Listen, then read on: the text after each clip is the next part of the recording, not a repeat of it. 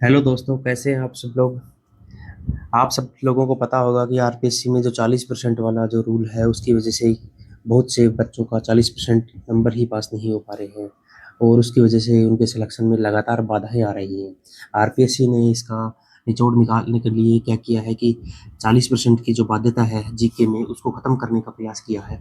उसके लिए क्या किया है आरपीएससी ने क्या किया है कि जो 40% जो सब्जेक्ट है उसके और जो जीके है उन दोनों में पहले क्या था, सब्जेक्ट में भी 40% लाना अनिवार्य था और जीके में भी 40% लाना अनिवार्य था। उसके बेस पे कट ऑफ बनती थी।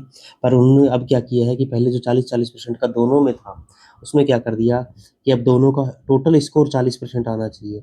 मतलब ऐसा हो गया है कि सब्जेक्ट में फॉर एग्जाम्पल किसी के अगर 60% आ रहे हैं, दोनों का टोटल नंबर सेम है, और जीके में अगर उसके 30% भी आ रहे हैं, तब भी क्या होगा, एग्रीगेट 40% हो जाता है, इवन 40 से ज़्यादा ही हो जाता है, तब भी वो क्या होता है, पास हो जाता है। तो उसके लिए उन्होंने क्या किया है, प्रयास किया है। अब बात करते हैं उसके बारे में। जैसा कि भास्कर की रिपोर्ट है कि आरपीएससी ने में जो 1% अभ्यर्थी भी क्या हुआ था, न्यूनतम अंकों वाला जो शर्त है उसको पास नहीं कर पा रहे थे।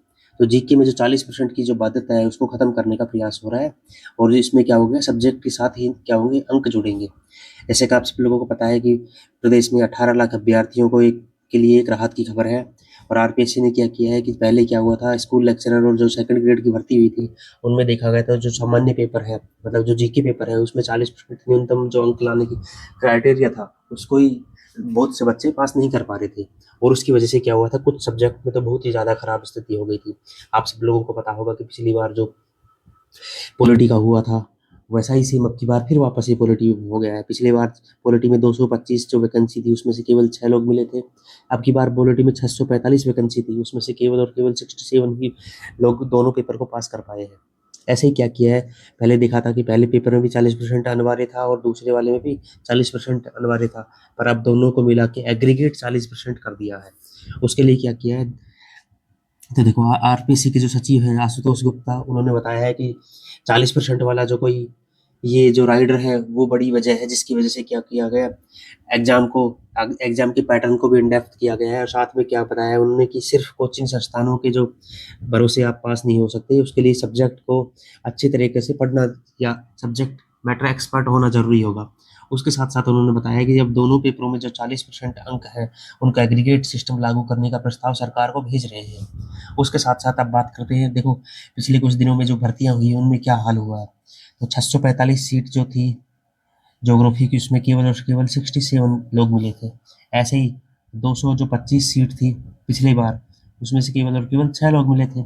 ऐसे ही जो अभी कुछ दिनों पहले रिजल्ट आया फिजिक्स का, उसमें से 136 सीट में से केवल और केवल 24 लोग पास हुए हैं।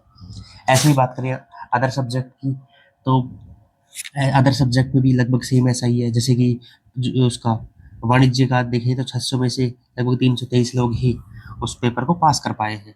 तो ये जो लगातार अभ्यर्थियों को दिक्कतें आ रही थी 40% रूल की वजह से, तो आरपीएससी ने इसका एक अलग तरीका निकाला है जिससे कि बहुत बच्चे 40% का जो बैरियर पास नहीं कर पा रहे थे वो पास करने की कंडीशन में आ जाए।